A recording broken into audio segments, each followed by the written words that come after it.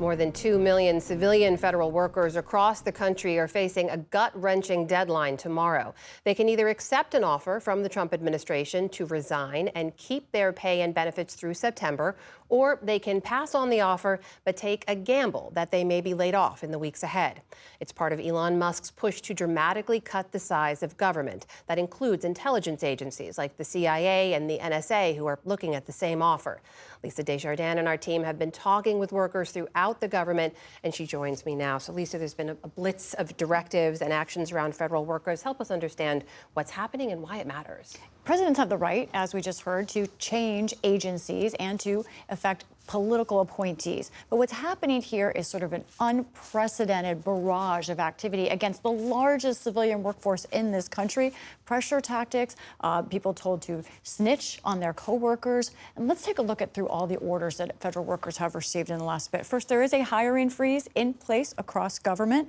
They have this deferred resignation deadline that you talked about for tomorrow. There have been administrative leave notices, layoffs in places. There's been lists of new requirements that people think are going toward a purge. Their back to office policy starts beginning Friday at the Department of Defense. Now, as you said, Trump wants to downsize government, but what's happening here is something even bigger, a bigger message, which is it doesn't matter what your skill set is. We're not looking at your job. We simply want you to resign, whoever you are. So what's happening for workers is they're thinking, if I could be fired, do I need to return to the office? There is a debate over returning to office. Of course, it can be had. But our producer, Diane Lincoln SS, spoke to some federal workers who are dealing with this issue.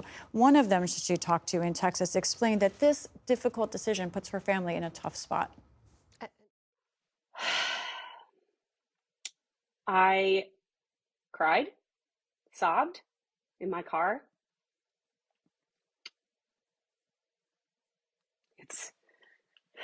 It's just a lot. It's a lot to lose. So there's no good option. We're going to be commuting 2 hours a day no matter what we do. So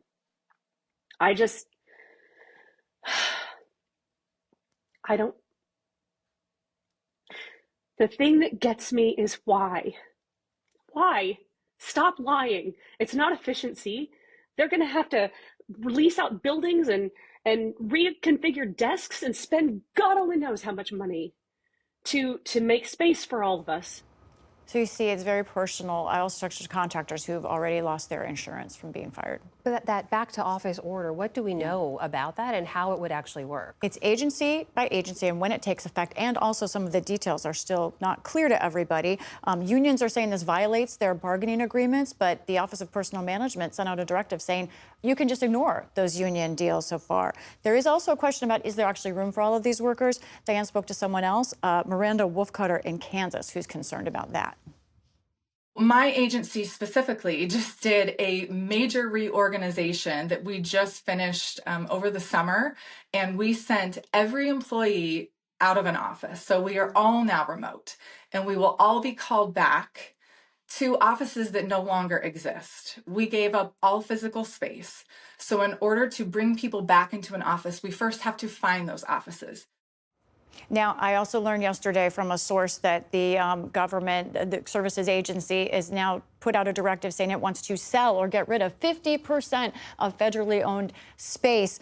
Currently, that is 8,000 buildings across 2,000 communities. So really significant decision we haven't heard much about. In this moment, as you're talking to federal workers, what are they telling you about how they're navigating these decisions? I cannot overstress the kind of fear and chill effect hovering over federal workers at this moment. In addition to all of these dark of night decisions, workers have been told not to speak about this. There are gag orders hanging over them. Some of them are talking in code over encrypted apps. Now, Elon Musk tweeted out or posted on X last night, rather, he said this: leakers, if there is doubt, they're out. I asked House Speaker Mike Johnson, what about freedom of speech? He said, oh, no, I'm sure he didn't mean anything by that. But federal workers take Musk's words seriously. They believe there is a real threat to them. And this is why several federal workers we talked to would not go on camera. But here's what they said off camera. If people know who I am and I'm sharing information that it could be detrimental to me. They're looking to root out any vestiges of any type of opposition. They're looking for any reason to eliminate federal positions, and I don't want to give an excuse to eliminate a federal position. Workers are finding strength in one thing, their oath of office to protect the Constitution. What do we know about the legality of all this, Lisa? Yeah, I spoke just a short time ago with an expert on this, attorney Michelle Berkovich at Alden Law Group. She represents federal workers. Michelle, thank you for joining us. Thank you for having me. I'm wondering, how overall are federal workers taking this in? Do they think they have legal recourse? And what is your experience with what's going on here in the workforce? I talk about a couple ways. First of all, I do want to say this is unprecedented.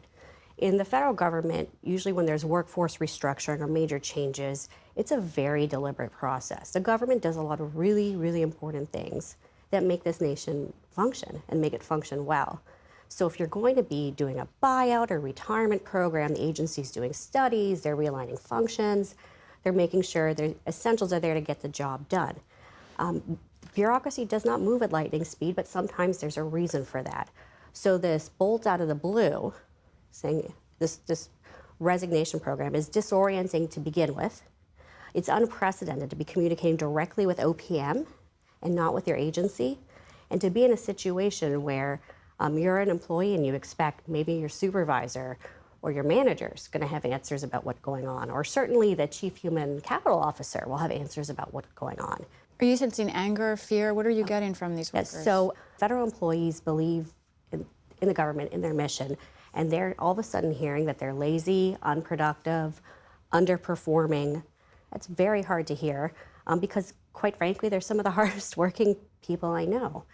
And they don't know who to trust anymore because answers change so quickly every day. You're used to having a place where you can at least get some firm information, some data, some evidence-based decision-making.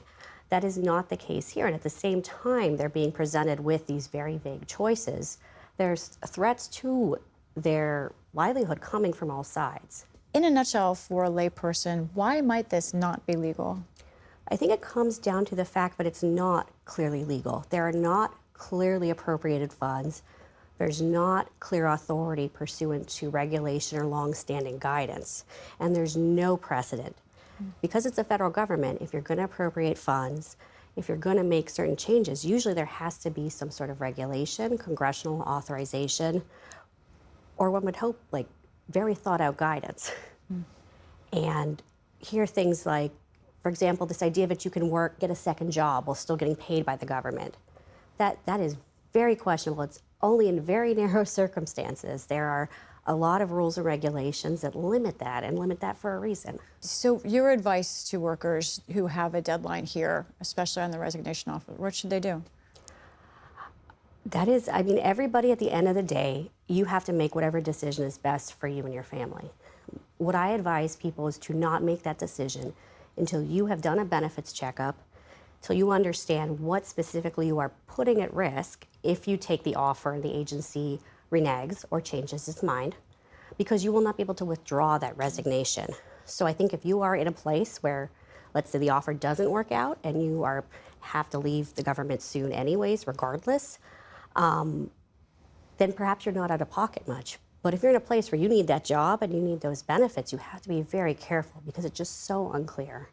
Can I ask you one more thing overall? What do you think the purpose is of all this? I think the purpose is to get folks to leave the government. I don't think there's much care as to whether or not the government's going to be able to deliver on that process. I think it's an end run around reduction in force. And I think it's a way to be honest, intimidate the federal workforce. And it's going to have it's a chilling effect. It's performative. It's a pressure tactic. It's coercive in my mind. I think the government, or pardon me, I think OPM is perhaps trying to give information to suggest it's not coercive, but every time we get new information, it raises more questions. Unprecedented. Michelle Berkovich, thank you much for talking to us. Thank you.